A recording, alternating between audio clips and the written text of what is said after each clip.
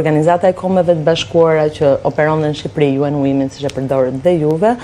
ka hartuar një metodologji dhe në lidhje pikërisht me analizimin e këtij fenomeni, siç e quajmë ne dhuna ndaj grave dhe vajzave në politik, por edhe veçanërisht gjatë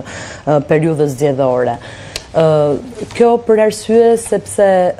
duke parë që gratë, pavarësisht se vitet e fundit numri i tyre është rritur, pjesëmarrja e tyre është rritur në politik, por sulmet që bëhen ndaj tyre janë ndryshe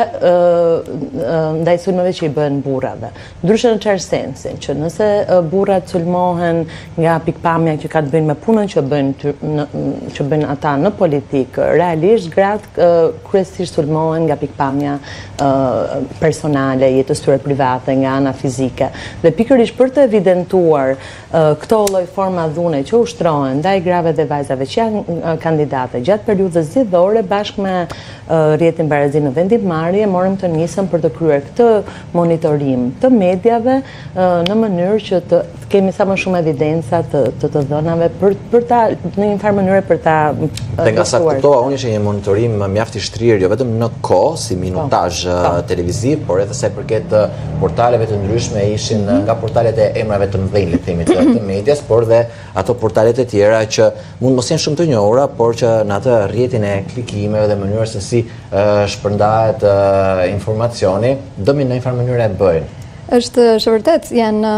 për ta bërë këtë lloj monitorimi të qëndrueshëm edhe me rezultate të cilat realisht e përmbledhin situatën. Ne në fakt kemi që prej vitit 2015 që monitorojmë media në mënyrë të vazhdueshme dhe kësaj radhe patëm përdorëm një metodologji, ashtu që tha Alba, që përdorëm edhe metodologjinë substanciale, pra substantive. Kemi monitoruar mbi 40 platforma online, mbi 150 llogari në rrjetet sociale, mbi 109 episode të 6 talk show-ve të cilët më kryesor të cilët flasin për politik, mira minuta diskutimi edhe emisione të lajmeve, për të parë se cili ishte pozicioni i vajzave dhe grave në periudhën zgjedhore të vajzave dhe grave kandidate dhe në periudhën post-zgjedhore të vajzave dhe grave të zgjedhura, pjesë të qeverisë, pjesë edhe të parlamentit. Kështu që edhe monitorimi në një farë mënyrë u bë në këto dy periudha, pikërisht për të garantuar që rezultatet të ishin të qëndrueshme të larta në kohë. Fatkeqësisht ajo që marrim ndër vite me monitorimin e medias dhe që kemi nxjerrë edhe nga ky studim është që prezenca e vajzave dhe grave kandidate në median shqiptare, në median tradicionale rreth parë, por është interesante që edhe në platformat elektronike, edhe në rrjetet sociale në një farë mënyrë, se aty hyn edhe problematika e dhunës, është gjithmonë jo vetëm që nuk ndryshon dhe shumë e ulët, por është edhe në rënje. Ndërkohë që vitet e kaluara mund të ketë qenë diku te 14%, pra 14% të kohës që kandidatët marrin në media e kanë gratë dhe vajzat. 86% kohës e kanë burrat dhe djemë kandidatë. Dhe këtë vit, në bazë këtij studimi, po edhe të monitorimeve që AMA ka bërë,